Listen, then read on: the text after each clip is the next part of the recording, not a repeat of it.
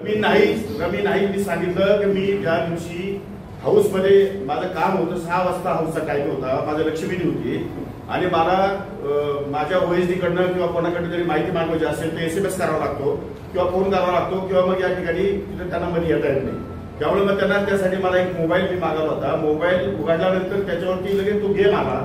तो गेम वापक होतो, सारखे 5 एक सेकंदाला ते गेम येत असतात. तो गेम मला तो स्काईप करता आला नाही, कारण तो मोबाईल नवीन होता माझ्या दृष्टिकोनातून. स्काईप कसं करायचं मला त्यात कळत नव्हतं, पण नंतर तो स्काईप केलेला आहे. पण स्काईप केलेला व्हिडिओ तुमच्यापर्यंत आलाच नाही किंवा तुम्ही दाखवलाच नाही.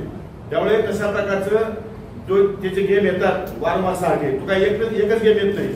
आतापर्यंत मोबाईलवरती तुम्ही मोबाईल काढले तर 5G मध्ये आपण चालू आहे.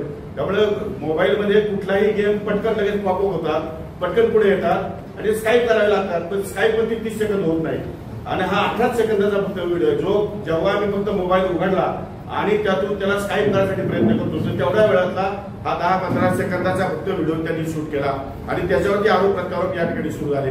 कारण नाही वाचून त्याच्यामध्ये काही संबंध नव्हता आणि ते खेळाचं पूर्ण खेळ का दाखवला नाही त्यांनी. पूर्ण ज्या ठिकाणी दाखवलं असतं तर आपल्या लक्षात आलं असतं मीडियाच्या आणि महाराष्ट्राच्या सुद्धा की अशा प्रकारचं काही त्याच्यामध्ये तथ्य नाही आहे.